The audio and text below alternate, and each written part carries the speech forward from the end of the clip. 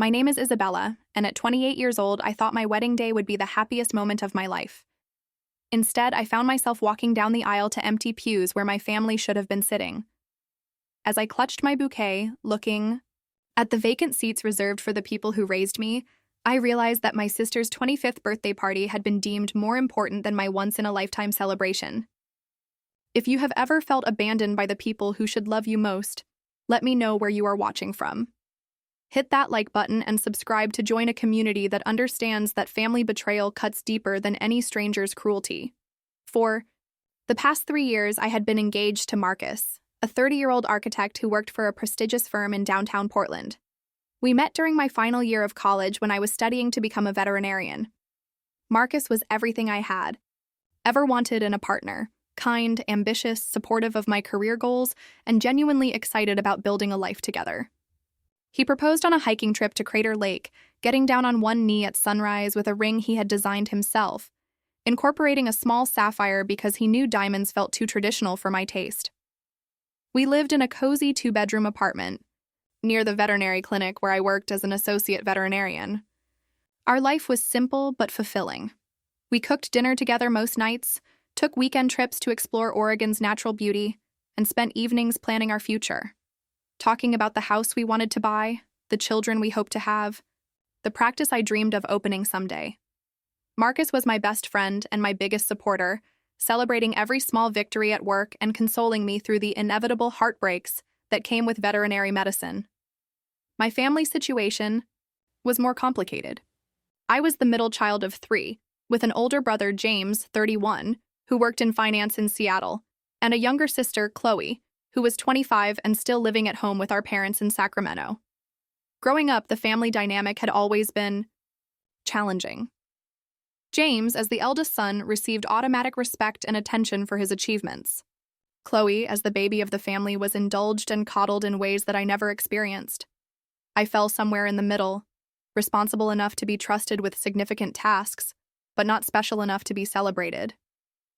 When James graduated from college, our parents threw him a massive party and invited extended family from across the country. When I graduated summa cum laude from veterinary school after 7 grueling years of undergraduate studies and professional training, I received a card and a dinner at Applebee's. The pattern continued into adulthood. When James bought his first house, our parents helped with the down payment and organized a housewarming party. When Chloe decided to drop out of college to pursue an Instagram influencer career, they supported her decision and praised her entrepreneurial spirit.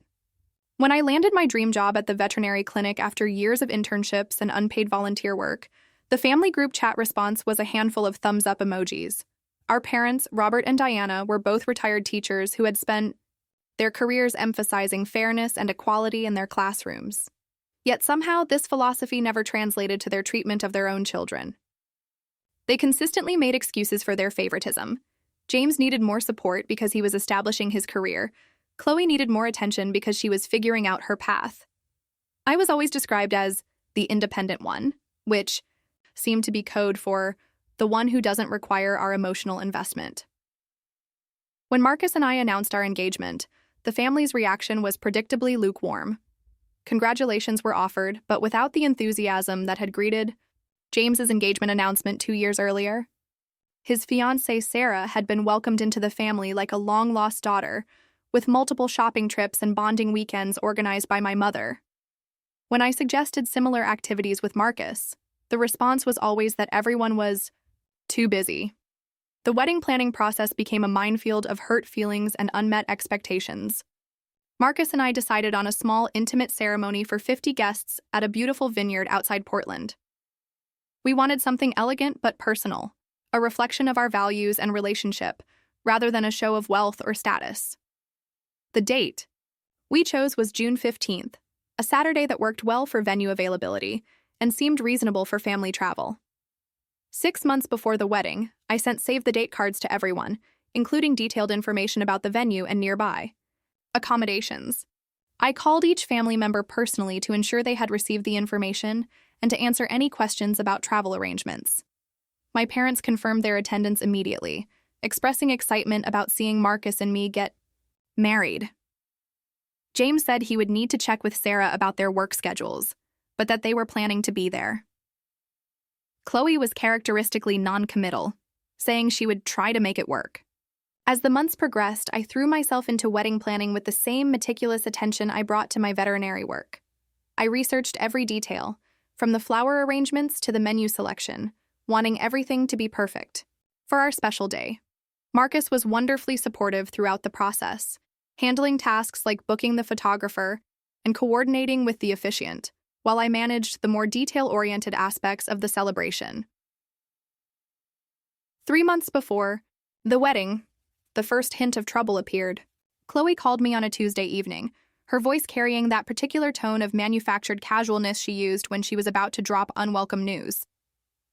"So, I've been thinking about your wedding date," she began, "and I realized it's going to be right around my birthday." "Your birthday is June 18th, I replied, already sensing where this conversation was heading.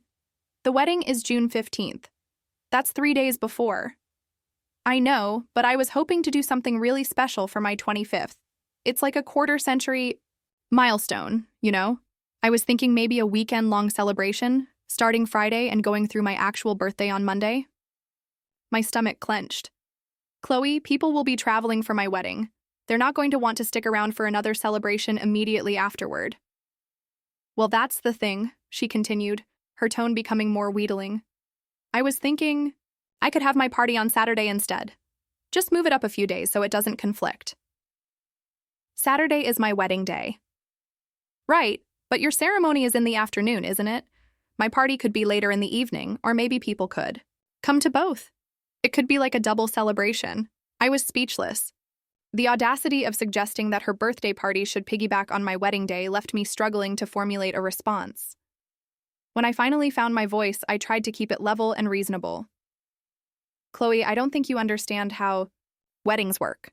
People don't typically attend multiple celebrations on the same day, and frankly, it would be incredibly inappropriate to have your birthday party on my wedding day." "I'm not asking you to change your plans," she said defensively. "I'm just saying that maybe we could work something out that makes everyone happy. The thing that would make me happy is having my family present and focused on my wedding day, not distracted by or rushing off to another event." The conversation deteriorated from there, with Chloe accusing me of being selfish and inflexible, and me pointing out that common courtesy suggested she should schedule her birthday celebration for literally any other weekend. We ended the call without resolution, but I assumed that family pressure and basic social norms would prevent her from actually scheduling a competing event. I was wrong. 2 weeks later, my mother called with news that made my blood run cold. "Honey, I need to talk to you about a scheduling conflict we're having." "What kind of conflict?" I asked, though I already suspected. "Well, Chloe has decided to have her birthday party on June 15th after all. She's rented a hall and everything. She says you two discussed it and couldn't come to an agreement." "We discussed it, and I explained why it was inappropriate," I said, my voice rising despite my efforts to stay calm.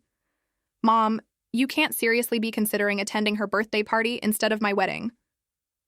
"Oh, we're not choosing one over the other," my mother said quickly. "We're hoping to attend both. Your ceremony is at 2 p.m., right? Chloe's party doesn't start until 7 p.m. We should be able to make both work." I felt like I was having an out-of-body experience. "Mom, the ceremony is at 2 p.m., but then we have cocktail hour, dinner, and dancing. The reception will go until at least 10 p.m. You can't just leave my wedding to go to a birthday party." "Well, maybe we could leave a little early from your reception. Just slip out after dinner, but before the dancing really gets going." The casualness with which she suggested abandoning my wedding reception to attend my sister's birthday party was staggering. I tried to explain that leaving early would be noticed by other guests, that it would hurt my feelings, and that it would send a clear message about their priorities. My mother's response was to suggest that I was being overly sensitive and that Chloe's 25th birthday was also important.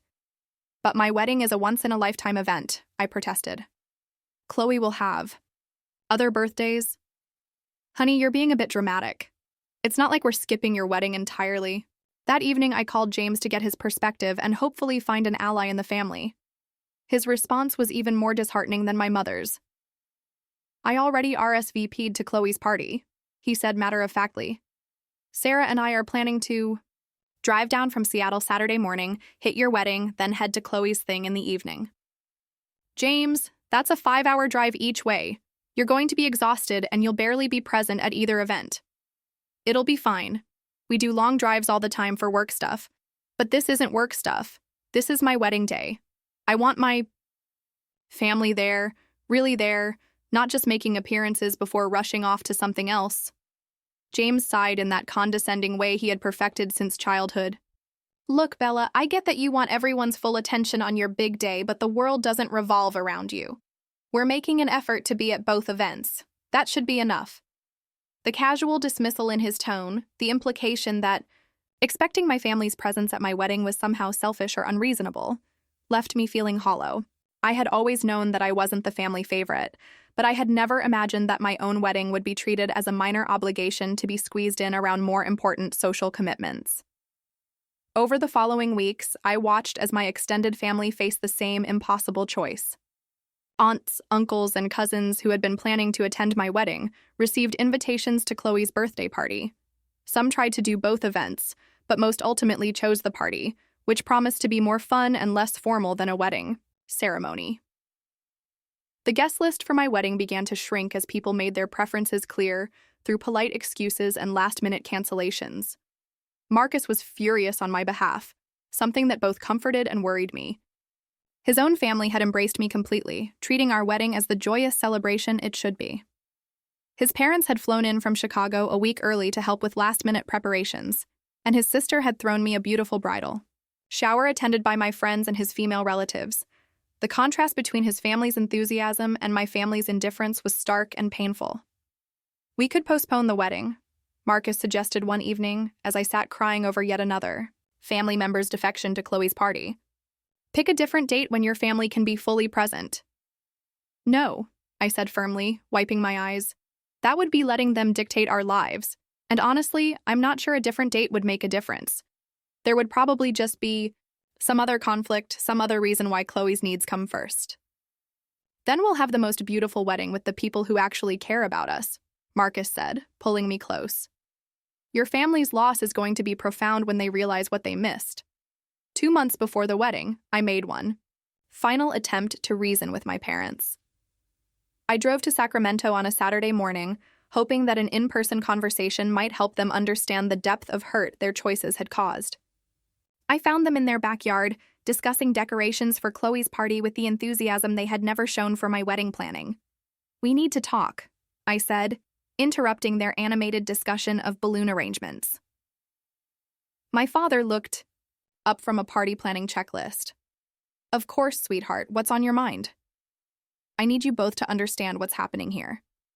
You're prioritizing Chloe's birthday party over my wedding day, and it's destroying our relationship. My mother set down her list and gave me that patient look she used to reserve for particularly slow students. Isabella, we've explained this. We're not choosing one over the other. We're attending both events. You're physically present at my wedding for the ceremony, then leaving early to go to a birthday party. How is that not choosing? Because we'll be at your wedding for the important part, my father said. The ceremony itself, the exchange of vows, that's what matters. I stared at them in disbelief. The reception matters too. The dinner, the toasts, the first dance, the father-daughter dance that you and I have been talking about for months. All of that is part of my wedding day. Well, maybe we could do the father-daughter dance earlier in the evening, my father suggested, before we need to leave. The suggestion that they could squeeze in our father-daughter dance before rushing off to my sister's birthday party was the breaking point. I stood up, gathering my purse and keys. Don't bother, I said, my voice steady despite the tears streaming down my face. If being at my sister's birthday party is more important than being at my wedding, then don't come at all. I'd rather have empty seats than family members who are watching the clock and planning their exit strategy. Isabella, don't be ridiculous, my mother called after me as I walked toward my car. You're overreacting. I turned back to face them one last time. I'm reacting proportionally to being told that my wedding day is less important than a birthday party. When you're ready to apologize and commit to being fully present at my wedding, you know how to reach me. The drive back to Portland was a blur of tears and grief. I mourned not just for the wedding day I had envisioned, but for the family, relationships that had been irreparably damaged by this conflict. Marcus met me at the door of our apartment, taking one look at my face and pulling me into his arms without asking for details. Over the next 2 months, I received numerous calls and texts from family members trying to mediate the situation. They suggested compromises that all favored Chloe's party, proposed solutions that required me to be understanding and flexible, while asking nothing of my sister. The message was clear. Maintaining family harmony was my responsibility, and any conflict was the result of my unreasonable expectations. James called 2 weeks before the wedding, his tone conciliatory but ultimately unchanged. "Look, Bella, we all love you and we want to be at your wedding, but you can't expect us to miss Chloe's party entirely. She's family too." "I'm not asking you to miss her party," I replied wearily. "I'm asking you to attend it on a different day, or at the very least to prioritize my wedding and attend her party afterward if you must." "That's not realistic. The party is already planned. People have already RSVP'd. You can't expect her to change everything just because you're upset." "But you expected me to change my wedding date when this conflict first arose." "That's different. Wedding dates can be flexible." "No, James. They can't. We've booked vendors, sent invitations, arranged travel for Marcus's family. The only thing that could be flexible was the birthday party. But Chloe chose not to be." The conversation ended like all the others, with my family member expressing frustration at my inflexibility and me feeling increasingly isolated and misunderstood.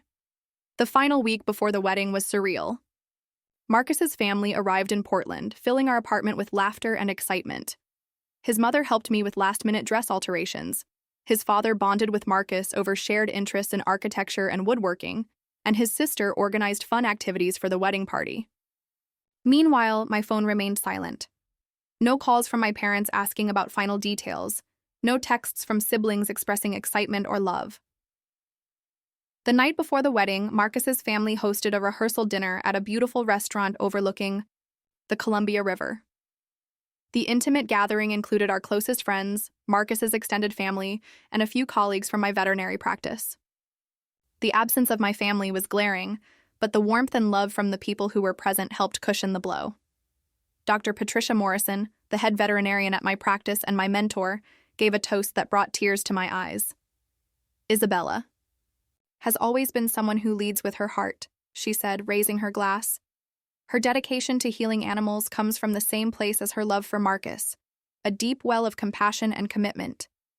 Tomorrow, she's marrying a man who recognizes and cherishes those qualities. We're honored to witness this union." As I looked around the table at faces filled with genuine affection and support, I felt a complex mix of emotions. Gratitude for these wonderful people who had chosen to be part of my life, and grief for the family members who had chosen to be elsewhere. My wedding morning dawned clear and beautiful, with the kind of perfect June weather that Oregon is famous for. I woke up in a hotel room surrounded by my bridesmaids, Marcus's sister Emma, my college roommate Lisa, and my colleague Dr. Sarah Chen. They had organized a morning of pampering, complete with professional hair and makeup artists, mimosas, and a playlist of uplifting music. As the makeup artist worked on my face, I checked my phone one last time, hoping against hope for a message from my family. There was nothing. No good morning text, no expression of love or excitement, no acknowledgement that this was my wedding day. "Nervous?" Emma asked, noticing my distracted state. "A little," I admitted, not wanting to burden her with the full truth about my family's absence. "That's completely normal," Lisa said, squeezing my hand. "But you and Marcus are perfect for each other. Today is going to be amazing." The car ride to the vineyard was filled with chatter and laughter from my bridesmaids, but I found myself growing quieter as we approached the venue. The thought of walking down the aisle to see empty seats where my family should be sitting was almost overwhelming. At the vineyard, I was escorted to a beautiful bridal suite where I would wait until the ceremony began. Through the window, I could see guests arriving and taking their seats in the outdoor ceremony space. Marcus's family filled the front rows on his side, while my side remained largely empty except for a few friends and colleagues. Emma knocked on the door at 1:45 p.m. "It's time, Isabella. You look absolutely stunning." I took a deep breath, gathered my bouquet, and stepped outside. The processional music began, and I watched as my bridesmaids made their way down the aisle, each one turning to give me an encouraging smile as they took their places at the altar. Then it was my turn. I had always imagined walking down the aisle with my father, but that tradition felt hollow when he had chosen to prioritize a birthday party over being present for this moment. Instead, I had decided to walk alone, symbolizing my independence and strength. As I stepped onto the white carpet that led to the altar, I saw Marcus waiting for me with tears in his eyes and a smile that made my heart soar. Behind him stood his groomsmen, and beyond them, the faces of people who genuinely cared about our happiness. Yes, there were empty seats on my side of the aisle, but the seats that were filled contained people who had moved mountains to be there. For us, the ceremony was everything I had dreamed it would be. Our officiant, a family friend of Marcus's, spoke about love, commitment, and the families we create through choice rather than blood. Marcus and I exchanged vows we had written ourselves, promises of support, partnership, and unwavering love. When he slipped the ring onto my finger, I felt a profound sense of completion that had nothing to do with anyone else's presence or absence. After the ceremony, during the cocktail hour, I received a text message that I had been dreading. It was from my mother. "Congratulations, honey. The ceremony looked beautiful in the photos Chloe posted. We're heading to her party now. Have a wonderful reception." The casual tone, the implication that they had been monitoring my wedding through social media rather than attending in person, and the cheerful announcement of their departure to my sister's birthday party felt like a slap in the face. I showed the message to Marcus, who read it with increasing anger. "They've been watching on social media?" he asked, his voice tight with control. "They couldn't be bothered to attend, but they're keeping tabs through Instagram?" I explained that Chloe had apparently been posting photos and videos of my wedding from her own social media feeds, where mutual friends had been sharing content from the ceremony. The idea that my family had been watching my wedding day unfold through secondhand social media posts rather than being present added a layer of surrealism to an already painful situation. "I can't believe this," Emma said when she heard about the text message. "What kind of people miss their daughter's wedding for a birthday party?" "The kind of people who have never valued me the way they should," I replied, surprising myself with the steadiness of my voice. "But you know what? Their loss is becoming clearer to me every minute." The reception was magical despite everything. Marcus's family and our friends created an atmosphere of pure celebration, with heartfelt toasts, energetic dancing, and genuine joy. Dr. Morrison gave another beautiful speech about the importance of chosen family and the strength that comes from surrounding ourselves with people who truly see and value us. When it came time for the father-daughter dance, Marcus's father stepped forward and offered me his arm.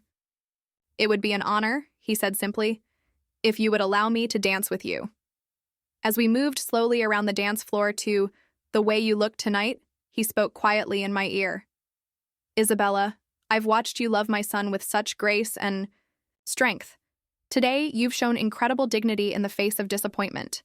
You are exactly the daughter I would have chosen for myself, and I'm proud to welcome you into our family." His words broke through the emotional wall I had been maintaining all day, and I cried openly in his arms. Not tears of sadness, but tears of gratitude for this man who barely knew me but had stepped in to fill a void my own father had created.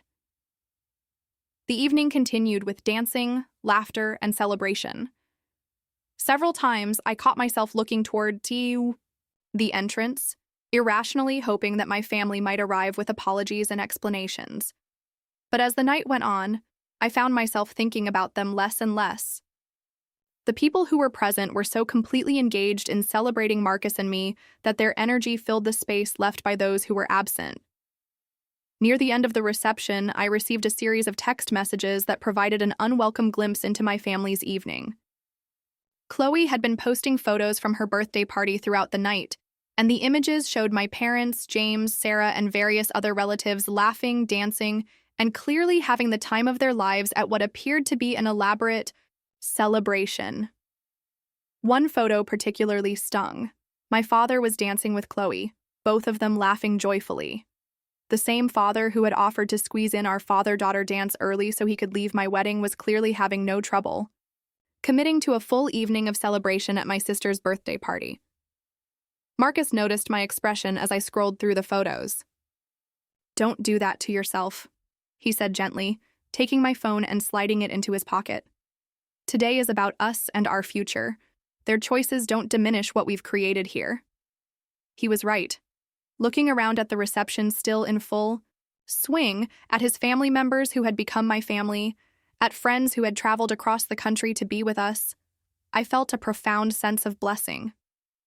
This was my real family, the people who showed up, who celebrated with genuine enthusiasm, who chose to be present for the moments that mattered. The honeymoon Marcus and I took to Greece was a perfect antidote to the wedding day drama. For 2 weeks, we explored ancient ruins, sailed between islands, and talked about our future with unbridled optimism. The physical and emotional distance from the family conflict allowed me to process what had happened with greater clarity. I realized that my family's behavior at my wedding was not an aberration, but rather the culmination of a lifetime of being treated as secondary. The patterns had always been there. The missed milestones, the conditional support, the expectation that I should be understanding while others were allowed to be selfish. My wedding had simply provided the starkest example of these dynamics. More importantly, I began to understand that their absence had actually been a gift. It had forced me to see clearly who my real supporters were and to appreciate the family I had chosen through marriage and friendship. Marcus's father's words during our dance had been prophetic. I was stronger than I knew, and that strength came from my ability to create loving relationships with people who valued me. When we returned from Greece, I found dozens of messages from family members on my phone. Some were congratulatory, others were attempts to explain or justify the wedding day absence, and a few were outright critical of my stubbornness in refusing to accommodate Chloe's birthday party. The most revealing message came from my mother. Isabella, I hope you can find it in your heart to forgive us for missing parts of your wedding. Chloe's party was so special, and she really needed the family support since she's been going through a difficult time with her career. I know you understand that family sometimes requires sacrifices. We love you and hope you can move past this disappointment. The message was remarkable for what it revealed about my mother's perception of the situation. She characterized their behavior as missing parts of my wedding, rather than abandoning it entirely. She justified their choice by citing Chloe's needs while ignoring mine. Most tellingly, she framed my hurt as something I needed to move past, rather than something they needed to make amends for. I showed the message to Marcus, who read it with amazement. She's asking you to forgive them without actually apologizing, he observed, and she's suggesting that their choice was justified because Chloe needed support, as if you didn't need support on your wedding day. That's been the pattern my entire life, I replied. I'm expected to be the mature one, the understanding one, the one who sacrifices for family harmony. But when I need support, suddenly everyone else's needs take priority. Over the following weeks, I had to decide how to respond to my family's attempts to resume normal relations. Some relatives acted as if nothing unusual had happened, sending cheerful messages about everyday topics and expecting me to respond with my usual warmth. Others acknowledged that there had been some tension around the wedding, but suggested that it was time to move forward. The person whose response surprised me most was James. 3 weeks after the wedding, he called with what sounded like genuine remorse in his voice. Bella, I've been thinking about your wedding day, and I realize I made a huge mistake. Sarah and I were exhausted from driving back and forth. We were distracted during your ceremony, and we basically turned your wedding into just another item on our social calendar. That was wrong. His acknowledgement meant more to me than I had expected. Thank you for saying that, James. It means a lot to hear you recognize how hurtful that was. I've been talking to some friends about what happened, and they were horrified. One guy said he couldn't imagine missing his sister's wedding for any reason, let alone a birthday party. It made me realize how badly we screwed up. What made you see it differently? I asked, curious about his change in perspective. Honestly, Sarah's been giving me hell about it. She said she was embarrassed to be part of such a thoughtless family decision. She also pointed out that if her family had treated our wedding that way, I would have been furious. It was a small step, but James's recognition of the problem gave me hope that at least some family relationships might be repairable. With time and effort, Chloe's response was entirely different. When I didn't immediately reply to her post-wedding messages, she became increasingly agitated, eventually calling me to complain about my attitude. "I don't understand why you're being so dramatic about this," she said during a particularly heated phone conversation. "It was just one day, and everyone tried to do both events. You're acting like we committed some unforgivable sin." "You scheduled your birthday party on my wedding day, Chloe, after I asked you not to, after I explained why it was hurtful. How is that not a problem?" "My birthday is in June, too. Was I supposed to not celebrate it just because you chose the same month for your wedding? You could have celebrated it any other weekend in June, or any other weekend ever, but you chose my specific wedding day, and when I objected, you refused to change it. Because I had already made plans. I had already put deposits down and invited people. You can't expect me to lose money just because you're jealous of my party." The conversation revealed the fundamental disconnect in how we viewed the situation. To Chloe, this was about competing social events and scheduling conflicts. To me, it was about family priorities and basic respect. She genuinely couldn't understand why I felt hurt, which told me everything I needed to know about her capacity for empathy and self-reflection. My parents' attempts to reconcile were equally frustrating. They insisted on treating the situation as a mutual misunderstanding rather than acknowledging their role in prioritizing one daughter's birthday over another daughter's wedding. Every conversation ended with them suggesting that I was being unreasonably sensitive, and that family meant compromising and being flexible. "We raised you to be bigger than this, Isabella," my father said during one particularly difficult phone call. "Holding grudges isn't healthy, and it's not how we taught you to handle family conflicts." "You also taught me that actions have consequences," I replied. "What lesson am I supposed to learn from being told that my wedding day was less important than a birthday party? What does that tell me about my value in this family?" "It doesn't say anything about your value. It was just a scheduling conflict that got out of hand." "Dad, it wasn't a scheduling conflict, it was a choice. You all chose to prioritize Chloe's party over my wedding, and now you want me to pretend that didn't hurt so you don't have to feel bad about your decision." 6 months after my wedding, I made a difficult but necessary decision. I established clear boundaries with my family members, limiting contact to those who had shown genuine remorse and willingness to change their behavior. James, who continued to acknowledge his mistake and make efforts to rebuild our relationship, remained in regular contact. Chloe and my parents, who continued to minimize their actions and expect me to simply get over it, heard from me only on major holidays and birthdays. The decision was not made in anger, but rather from a place of self-preservation and clarity about what I needed from family relationships.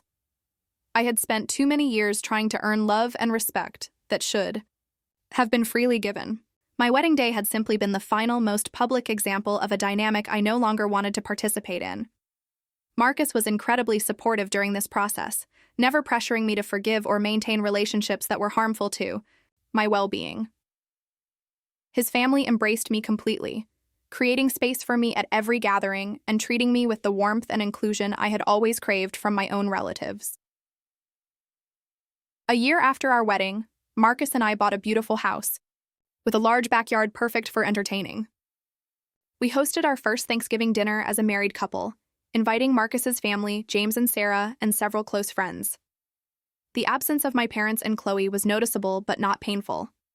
Instead, I felt grateful for the people who were present, who had chosen to be part of our lives in meaningful ways. During dinner, Marcus's mother raised a toast that captured perfectly how I had come to view my family situation. "I'm grateful for the family we're born into and the family we create along the way. Sometimes the most important relatives are the ones we choose rather than the ones who share our DNA. Isabella, you've brought such joy to our family, and we're blessed to have you." As I looked around the table at faces filled with genuine affection and acceptance, I realized that my family's absence from my wedding had ultimately led me to something more valuable, a clear understanding of my own worth, and the courage to insist that others recognize it too. 2 years after my wedding, Chloe announced her own engagement. The irony was not lost on me when she called, asking if I would be her maid of honor despite our strained relationship. "I know we've had our differences," she said, her tone uncharacteristically humble. "But you're my sister, and I want you standing next to me on my wedding day." The request was both touching and infuriating. She wanted me present for her milestone, after being absent for mine, seemingly oblivious to the parallel situation. I declined the maid of honor role but agreed to attend the wedding as a guest, maintaining the boundary I had established while still showing family support. When Chloe's wedding day arrived, I watched my parents fuss over every detail, ensuring that everything was perfect for their youngest daughter. My father walked her down the aisle with pride and joy. My mother cried during the ceremony, and both parents remained for the entire reception, dancing and celebrating until the last song played. I felt no jealousy or resentment watching their enthusiastic participation in Chloe's wedding. Instead, I felt a profound sense of vindication. Their behavior proved that they were capable of prioritizing a child's wedding when they chose to. My wedding day hadn't been victims of unfortunate scheduling conflicts or competing obligations. It had been a conscious choice to value one daughter's needs over another's. After Chloe's ceremony, as I prepared to leave the reception, my mother approached me with tears in her eyes. "Isabella, seeing today makes me realize what we missed at your wedding. I'm so sorry we weren't fully present for your special day." It was the closest thing to an apology I had received, and while it was 2 years too late, it represented some acknowledgement of the hurt they had caused. "Thank you for saying that, Mom," I replied. "It means something to hear you acknowledge what happened." "I hope we can rebuild our relationship," she said, reaching for my hand. "I miss you." "I miss you too," I admitted, because despite everything, the love for my parents hadn't disappeared, even if trust and respect had been damaged. But rebuilding means acknowledging that what happened wasn't just a scheduling conflict. It was a choice that told me where I stood in this family's priorities. My mother nodded, tears flowing more freely now. "You're right.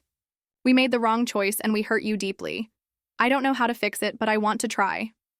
It was a beginning, though I knew the road back to a healthy relationship would be long and require consistent effort from both sides.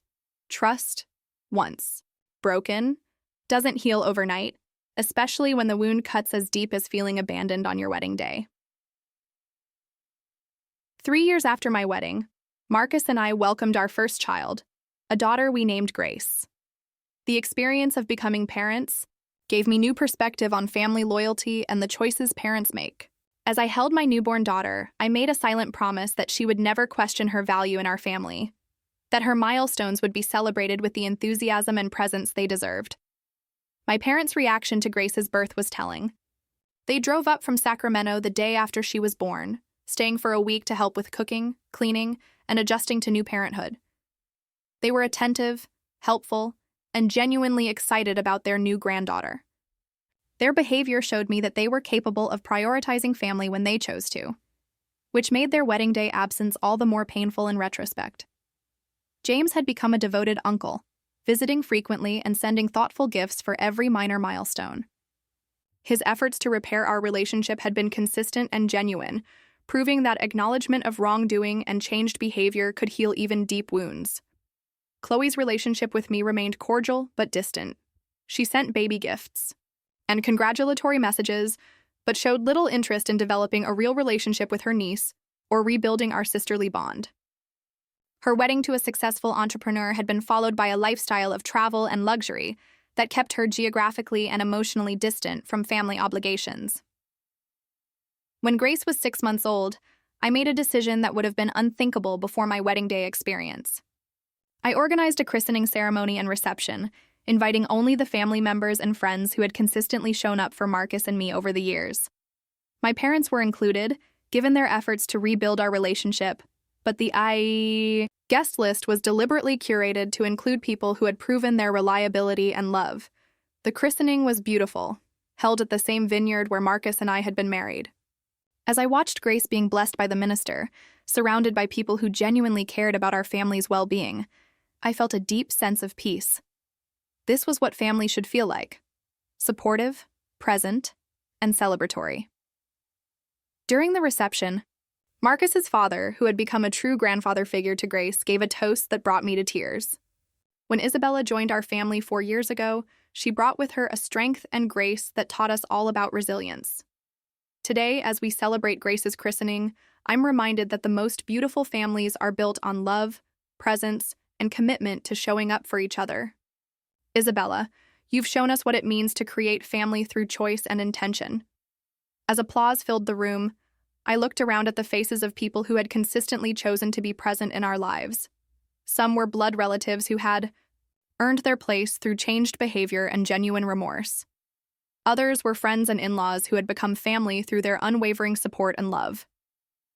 My wedding day, which had begun as one of the most painful experiences of my life, had ultimately become the catalyst for creating the kind of family I had always wanted, one where presence was valued over promises, where actions matched words, and where love was demonstrated through consistency rather than convenience. 5. Years after my wedding, I received an unexpected call from Chloe. She was pregnant with her first child and dealing with pregnancy complications that required bed rest. For the first time in our adult lives, she needed something from me. Isabella, I know we haven't been close lately, but I'm scared. The doctors say I need to stay in bed for the next 2 months, and I don't have anyone nearby who can help me. Would you consider coming to stay with me for a few weeks? The request was ironic given our history, but it also represented an opportunity for healing.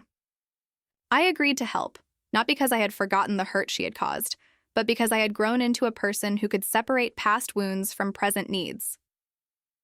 During the 2 weeks I spent caring for Chloe, we had the honest conversations we had never been able to have before. She finally acknowledged how her birthday party had affected my wedding day and expressed genuine regret for the pain she had caused.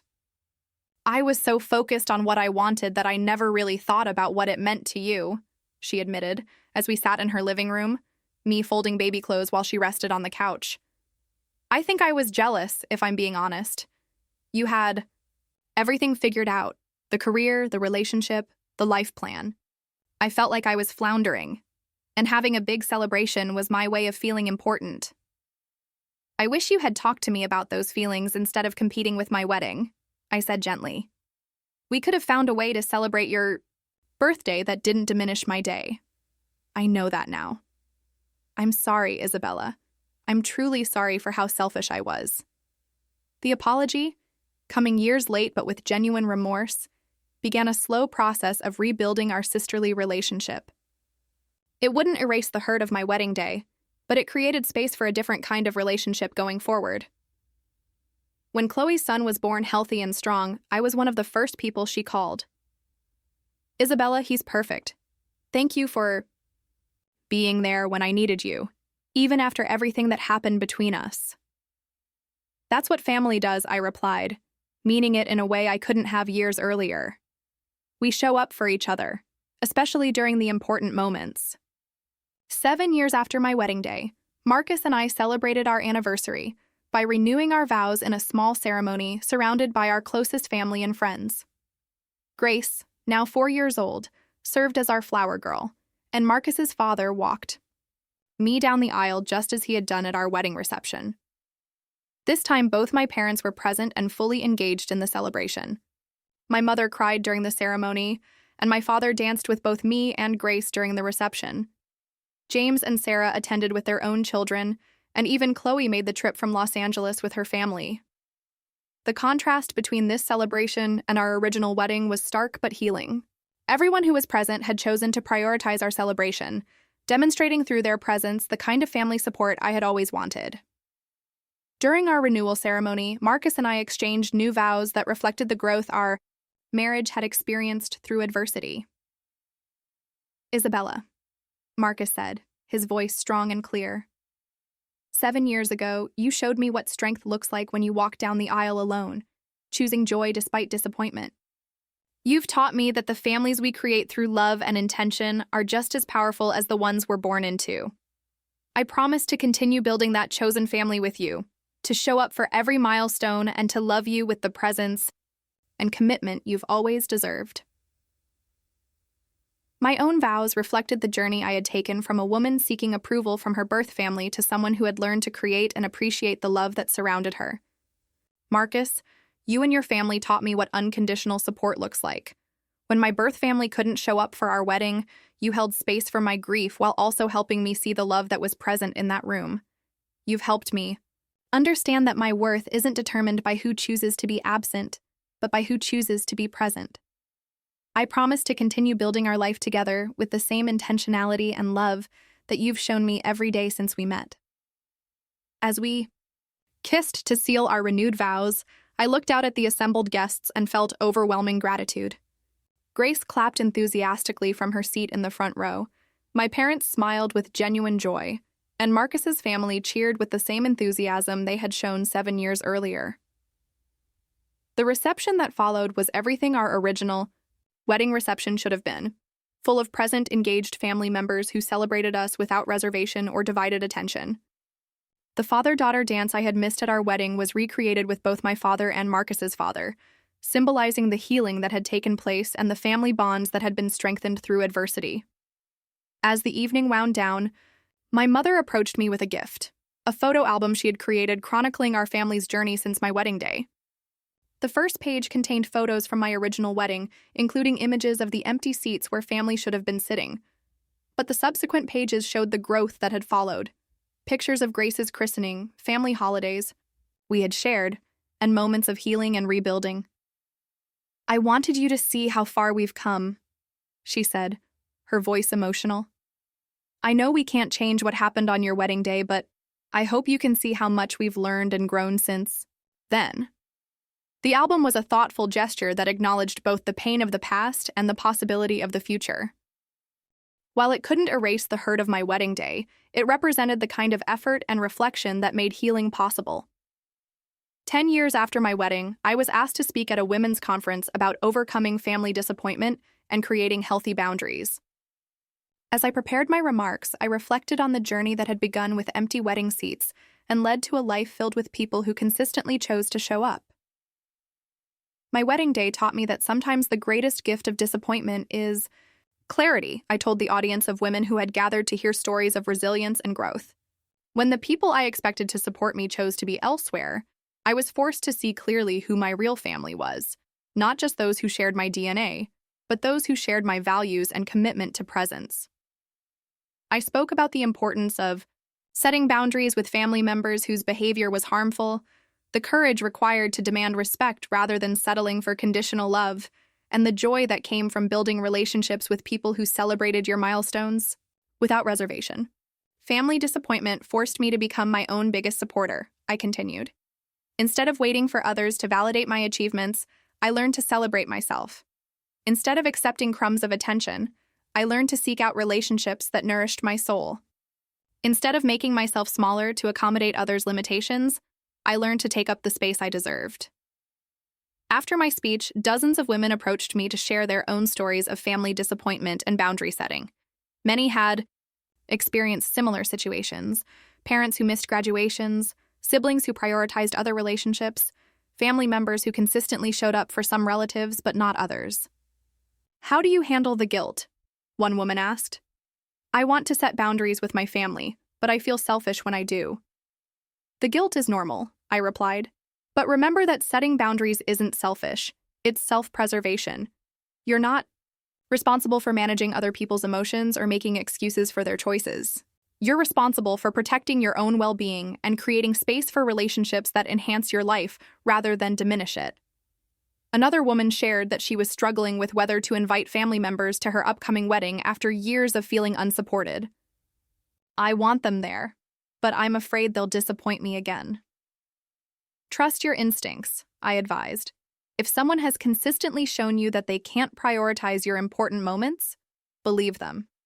It's better to have empty seats filled with possibility than occupied seats filled with people who are emotionally absent or planning their exit strategy. The conversations reinforced my belief that many people struggle with family relationships that don't match the idealized versions we see in movies or social media. Learning to navigate these relationships with clarity and self-respect is a crucial life skill that isn't taught often enough. 15 years after my wedding day, Marcus and I celebrated our anniversary by taking Grace, now 12, and our younger son David, age 8, on a family trip to Italy. As we explored ancient ruins and shared gelato in Roman piazzas, I marveled at the family we had created together. Our children had grown up surrounded by consistent love and support. They had never questioned their value in our family structure, never wondered if their milestones would be celebrated or their needs prioritized. The security and confidence this had given them was evident in their interactions with others and their general approach to life. Grace, who had inherited my determination and Marcus's creativity, was thriving in school and had developed a passion for veterinary medicine like her mother. David, more like his father in temperament, showed early signs of architectural thinking and spatial reasoning. Both children had close relationships with their grandparents on both sides, though they had also learned about the importance of boundaries and consistent behavior in relationships. "Mom," Grace said one evening as we sat on our hotel balcony, overlooking the Mediterranean, "Sarah at school says her parents fight all the time, and her mom missed her piano recital because she was at work. Why do some parents not show up for their kids?" The question provided an opportunity to share age-appropriate wisdom about family dynamics and the choices people make. "Sometimes adults get confused about what's really important," I explained. "They think work or other obligations are more important than celebrating the people they love. But the truth is, showing up for people you care about should always be a priority. That's why Dad and I never miss your important events, and why we expect the same from the family members in our lives." "Is that why we don't see Aunt Chloe very often?" David asked with the directness that 8-year-olds are known for. "Aunt Chloe lives far away, but we also have different ideas about how family members should treat each other," I said carefully. "We stay in touch with people who make an effort to be part of our lives in meaningful ways." The conversation reminded me how much my children's understanding of family had been shaped by witnessing healthy boundaries and consistent love. They expected people to show up because that's what they had always experienced. If they ever faced family disappointment in their own lives, they would have a strong foundation of self-worth to draw from. On our last night in Italy, Marcus and I sat on our balcony after the children had gone to sleep, sharing a bottle of wine and reflecting on our journey together. "Do you ever regret how things went with your family after the wedding?" he asked, a question he had posed periodically over the years as we navigated various family situations. "I regret that it was necessary," I said thoughtfully, "but I don't regret the choices I made. Setting boundaries with my family taught me to value myself properly. It also showed our children what healthy relationships look like and what standards they should have for how people treat them." "Your wedding day was devastating at the time," Marcus observed, "but it ended up being transformative for you. And for us." He was right. The experience of walking down the aisle alone, of celebrating our marriage with people who genuinely wanted to be there, of learning to find joy despite disappointment, all of it had made me stronger and more intentional about relationships. "I used to think family meant accepting whatever treatment people gave you because you shared blood," I continued. "Now I know that real family means surrounding yourself with people who consistently choose to love and support you. Some of those people happen to share your DNA and some don't. The important thing is the choosing, not the biology." As we sat in comfortable silence, looking out over the ancient city below, I felt profound gratitude for the path my life had taken. My wedding day had started with the pain of empty seats and family absence, but it had led to a life filled with intention, strong boundaries, and relationships built on mutual respect and consistent presence. 20 years after my wedding day, I received a call that brought everything full circle. My parents, now in their late 70s, were both experiencing health issues that required more support than they could provide for each other. James lived too far away to help regularly, and Chloe's busy lifestyle made her unavailable for caregiving responsibilities. They asked if I would consider moving closer to help coordinate their care, a request that would have been unthinkable in the years immediately following my wedding, but had become possible through the slow work of relationship repair and boundary setting. Marcus and I discussed the request seriously, considering the impact on our children and our established life in Portland. Ultimately, we decided to relocate to Sacramento, but with clear agreements about expectations and boundaries. I would help coordinate their care and be available for emergencies, but I would not be the sole person responsible for their well-being, and I would not sacrifice my own family's needs to accommodate theirs.